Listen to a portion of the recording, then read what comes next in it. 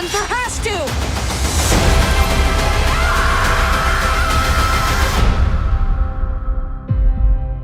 Lead the way, Sweet Tooth.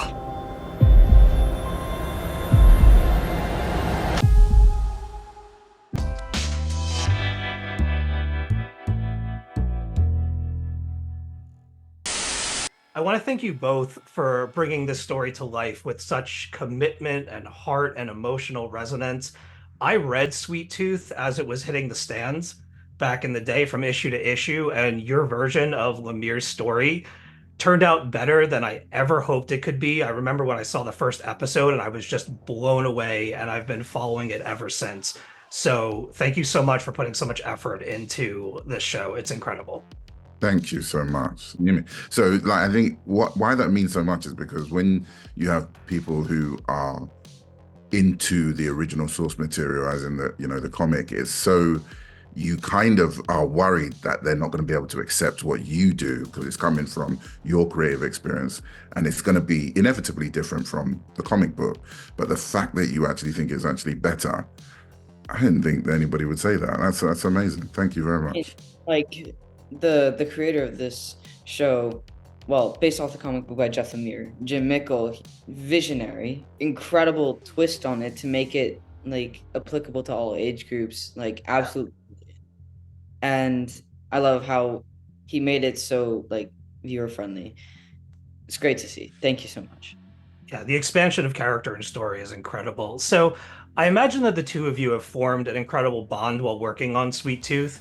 Has it been challenging to say goodbye to the experience and making the show? Well, Absolutely. Oh, I mean, question? Go ahead.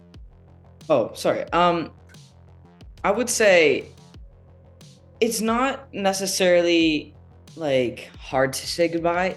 It's more like, oh my God, we've done this for the past 5 years. We've cultivated this incredible show, us and everyone around us, and it's so great to see our creation come to life. I'd say it's more like melancholy in a sense.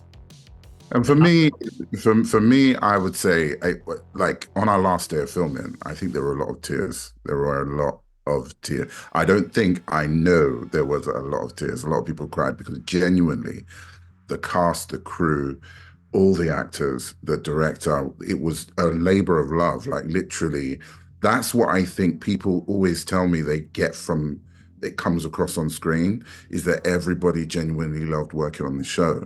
And everybody really got on, which is I got to tell you, in Hollywood, that doesn't happen a lot. So do you know what I mean? Like literally. Oh, I've heard stories. Yeah. So we're on a set and everybody gets on with each other and we're all trying to put forward our best work. And so for me, that was hard to say goodbye to because I've been doing this for 20 something years. So I feel like this is one of those rare things that you're never gonna really come across again. So for me, it's not goodbye, it's see you next time, Yeah. All right, I'm going to give you guys a scenario here. The apocalypse has ruined the world, but luck has found you standing in front of a mother-lode stash of your favorite food or snack. What food item would make the world's end brighter for you, Nonso? Do you guys get Takis? I've never heard of those now. Takis are like, like Doritos roll-ups? They're almost like Doritos roll-ups. Oh, yeah. But they're really spicy. Yes, I do know those. They're I know like exactly what you're talking spicy. about. Oh my days. That would be mine. that would be me. And beef jerky as well. Like good Nice. biltong, like South African biltong. I love it. Christian, how about you? Oh, okay. Okay, have you heard of brownie brittles? No. No, I haven't heard that. So there was this amazing baker named Sheila G, and she created brownie riddles. These things are so delectable. They come in little packets, and they're just these little brownie bites, but they're the best things I've ever tasted. I would totally have a big mother load of those, and I would genuinely enjoy the apocalypse. Nice. If I came across a vault of Little Debbie Nutty Buddies, I'd be set. for the whole apocalypse. I'd be good Little to go. Debbie's. Oh, That'd that's be funny. They're like little peanut butter Debbie. wafer bars. They're delicious. I never had those. I used to have the little cherry pies when I was in New York. I lived in New Yeah. York for a while. The little cherry pie, I used to live on those and Arizona iced tea. But anyway, we're not doing any brand advertising here. Right. I'll just ask you guys really quick to wrap up. Did you keep any props as a memento of the show? Maybe a pair of antlers, Gus's stuffed animal dog, Jeopard's favorite jacket? Yes, So crazy. You literally said all of the things. exactly, like literally. I kept the dog. I kept the mold that they used to fit the cap on my head for the antler. I kept the antlers. I kept the cap. I kept the ears. I kept literally everything Gus related. Oh, that's so cool. Yeah, That's dude. so I kept 5 years of just being committed to a show like that. It was an incredible experience. You got to keep souvenirs. Yeah, you got to. I kept the clapper boards from each season, so I always got to keep one of those. And I kept the original Big Man jacket, the one that was the brown kind of leather puffer jacket that was kind of like 3/4 length or full length, and it was just. I felt so bad when I had to get rid of that jacket for season 2, like when Bear leaves it at the plane site after I get shot. So because I got so attached to it. For me, that was the coat that made me feel like Big Man. So yeah, that's definitely something I had to keep. incredible. Well, thank you guys so much for bringing this story to life. It has been just a absolute thrill for a fan like me that's been in this story for so many years. And I wish you all the best on your next project.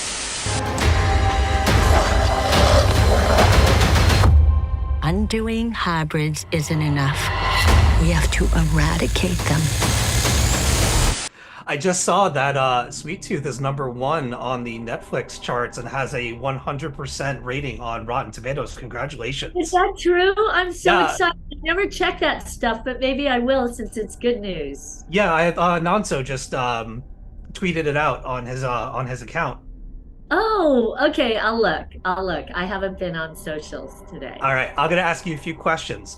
So, after playing such sinister roles in 2 of the year's biggest science fiction series, Three Body Problem and Sweet Tooth, I'd love to know how you feel about villainy and portraying it. Does it feel good to let the evil out, or does it give you pause? Well, I'm an actor, so anything that gives you enough to chomp on is delicious. And I have to say, Sweet Tooth, I think Three Body Problem there's a little more subtlety to it because given her situation, it's maybe a little more, you can empathize a little bit more with how she ended up like that. Whereas this song, it's hard to make a case for her. But I did, while I was acting her, I did. The thing that's challenging about playing somebody that villainous and the wig and the whole thing is that the way people react to you on set, they're a little frightened. I could feel like sometimes I wouldn't even have to say that much, like, oh, I'm thirsty, could I have a sip of, does anybody have some water nearby? And you'd feel like get her water, whereas normally people are like, get it yourself. So that actually leads me right into my next question. Thank you very much for the tee up. How did you balance playing such an evil character in Sweet Tooth and then interacting with the younger cast members to remind them that you're actually a lovely person? Well, yeah, I mean, we joke around on set all the time. I think the actors I was working with, we went out to dinner all the time. I went to a concert with Kelly. The guy who plays son-in-law, who plays Joe, Joe, we hung out a lot. So yeah, they knew I wasn't like that. And Louise and she drove me places at first when I was afraid to drive, so we all knew each other really well. They knew I was just like, I was a crazy lady when I put on the wig, but then after that, but the crew, I have to say, when I would take off the wig, the first, couple weeks, people didn't know who I was. I had to show my pass when I came on set. It's such a different look. Amazing. It's nice that everybody was sweet. Yeah. What's been your most significant takeaway from the Sweet Tooth experience? Has your fondness for animals increased exponentially? Are you more environmentally conscious? Did anything change for you? Yeah, I think I'm, especially after what, so while we were filming it, I'm around a lot of cows. I can't eat meat right now. I, yeah, That I think, scene with the cows and the compression gun haunts me. oh yeah. Okay, I'm giving you a tidbit. You want to hear Okay. something really funny that happened? That when we were filming the compression gun thing on the hybrid, right? Yeah. In the barn, there was a horse in a stall, and we filmed the scene. And the second we finished, the second they said cut, I looked over, and the horse had laid a big pile of poop right next to me. Like, I kept thinking, what the hell is that smell while we were filming? And he managed to balance it. I don't even know how it happened right in front of my face. Oh my I goodness. know. That's So it was amazing. like the animals even knew that John was not to be loved, not very lovable. Oh my goodness. All right. Well, I am going to let you go. Thank you so much for your time. I truly appreciate it. Again, congratulations on the success of the series. It's been a wild ride. And thank you again so much for speaking with me today. Of course. Thank you. A sweet tooth showed me you got nothing to live for until you got something to die for. As I told Christian and Nonso last week, I read Sweet Tooth as it hit the stands and discussed the series with Jeff Lemire on my podcast roughly like a decade ago. Yeah, Speaking with wow. you today about the show's epic conclusion feels like a full circle moment for me. So I just want to say how much of a pleasure it is to be here Oh, with you. cool. Thanks. I'm curious to know how you found the story of Sweet Tooth and in what ways it resonated with you enough to take it to this level of creativity. Mm. Well, it was then probably that time that you're talking about. I had just finished, I made a movie called Stakeland, which was a kind of a similar lone wolf and cub kind of story in an apocalyptic, America. That was 2009. And I think that was right around when Sweet Tooth the comic was coming out. And so I remember going to a comic book and falling in love with that cover and just being like, what the hell is that first one, and getting it. And I'm not a huge comic book guy, but I read every issue that came out at that time, and I was like, man, this would make the coolest movie ever. At that time it just felt like way too big to be a movie, especially at that time. That was before we were doing trilogies and cinematic universes and stuff. So I sort of tucked it away and thought maybe one day that'll happen. And then it was Team Downey coming back around in 2016 who said, have you ever heard of this comic book we're trying, we're wondering what a show of that would look like. And it was like, yeah, it's sitting right here on my shelf. And we dove back in. But yeah, what was cool was like all those things that felt very prescient and relevant at that time only became more so like every year that came out, the way that the world sort of evolved or didn't evolve. Right on, man. That's awesome. Yeah. Speaking of some of your previous film work, the JoBlo audience would really like to know if you'd ever be interested in doing a Cold in July follow-up. Whoa. He wrote a follow-up, Lansdale did. I believe it is called Hot in December, I believe, which is really fun, which is cool. It was not, I think it's not a literal follow-up, like it's not the same characters, but it's sort of like, it's his sort of call and response to that. Yeah. I would love to. I mean, we kind of always wanted to with Hap and Leonard. We always wanted to get Don Johnson back in as Jim Bob, and that was a huge part of the show. That was where we were going to go if there was a fourth season. So, yeah, it would be fun. It would be cool to get those guys back together. Sweet. One day.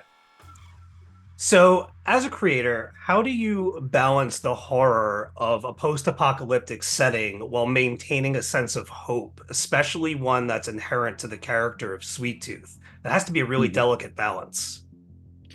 Yes. First, you cast Christian Convery, and he brings it no matter what. No, I think the beauty of getting to do the pilot and getting to do season 1 and coming back in is like everybody sort of gets it, from music to production design. There's just like everybody sort of gets that duality. I kind of would describe it, we would talk about it a lot as like Thai food cooking. Like like I always felt like you have a really spicy, but then you have that sweetness to sort of balance it out.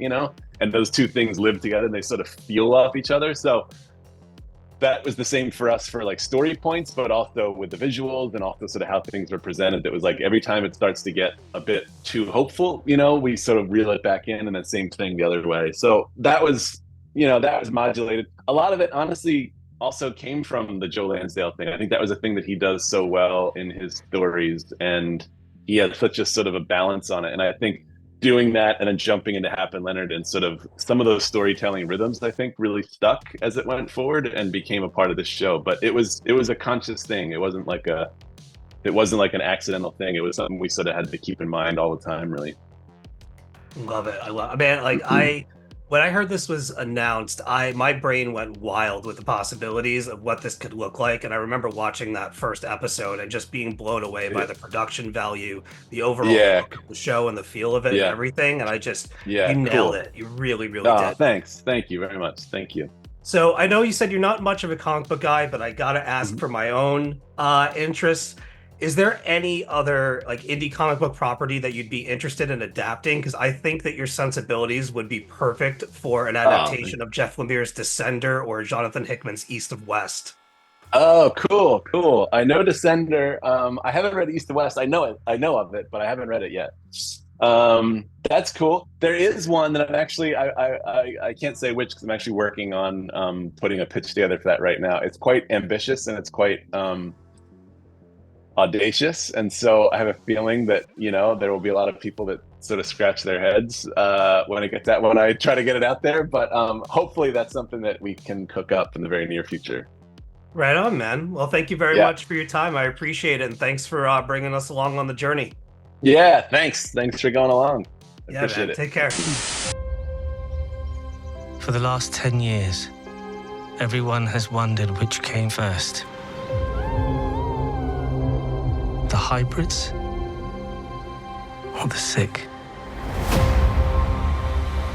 I finally know the truth.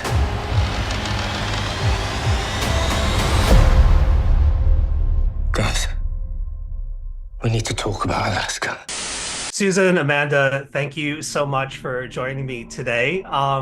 Thank you for speaking with me. It's such a pleasure to meet you. First of all, I want to thank you for bringing Sweet Tooth to Netflix and for realizing this epic story in live action. I have been a fan of Sweet Tooth ever since it hit the shelves and read every issue all the way through, and the series exceeded my expectations in every way, every season, and it's been a real ride. So thank you very much for all your contributions to it. Well, thank you for watching. Yeah, and I love the super fan like antlers action. That's just like best guy we've talked to today. Yeah. Amazing. Jim loved them, Christian, Nonso, like everybody. They're old Halloween accoutrement, and I decided to just throw them on to, go with the mood. I like it. Perfect. Awesome. So with so much potential throughout the indie comic space, what about Sweet Tooth motivated you to bring it to live action? We read a lot all the time, and a lot of times it's really just a little bit of a gut, but this one was emotional. I think when we read it, Jeff Lemire, it's so unique that you read a piece of material, comic book especially, that has you feeling so many emotions, and that is such a specific world. And so for us, it was that connection, but then even more so, it was when we heard Jim Mickle talk about it, his connection to it. It was like undeniable. He loved it so deeply, and then you just follow the passion. Well, I think also what Jim did is he extracted all the themes that you would want to discuss. And I think that's the great thing that genre allows you to do. Having spent a lot of my early career playing in the genre space, and it lets you talk about things in a way that isn't confrontational to an audience. It's more entertaining, and I think that that's what Jim tapped into, is here's an opportunity to set up this super weird buy-in. Yeah. And from Dear that, boy. be able to talk about a lot of important themes, from otherness to family to storytelling, all of those kind of things. Yeah, it goes into a lot of amazing territory between like the post-apocalyptic setting, the prejudice, and the state of the world after the sick takes over. And the themes explored throughout the story and also in the live action adaptation are really incredible that I think people are going to be talking about it for quite a while. What aspect of season three required the most planning or preparation? Can you recall a moment you witnessed on set or while viewing the final product that truly blew you away, like a point of pride that sticks out among the ocean of decision making? I mean, what didn't? We knew like, we really had this, the first season is a bit of a journey, but it was more contained. The second season was really in a couple of spaces, but in season three, we blew it out. We wanted to tackle everything. We wanted to go big. So we did. There was a lot of challenge. There was a lot, the boat was hard. The building of the cave was hard. Yeah. Creating Alaska in New Zealand, which, just doesn't have the same topography, but we had to get really creative. We were just so fortunate, though, that our team had really been from birth. Like we had the same team since season one, and they all were really game and ready to find all those crevices and build those amazing sets. So I would say the whole thing was a massive lift. Maybe the cave being the most. Well, I agree with the whole thing. Yeah, Because yeah, no, it but I was think all. both in front of and behind the camera. I think logistically, as you said, bringing everything from the boat journey to the Alaska journey to life in New Zealand, during a lot of which was summertime. So it was sort of the exact opposite of what we were capturing. So all of that is tricky, and there's a level of scope that we wanted to bring to this final season. But I think also, when I say in front of the camera, I think that there's a challenge in landing this properly. Yeah. And bringing certain things full circle, like all the way back to the pilot episode in the cabin, and having that have resonance all the way through to the end, to all the different relationships, and making sure that it was a satisfying conclusion to the challenge of, what do you do in a world where there's humans and hybrids?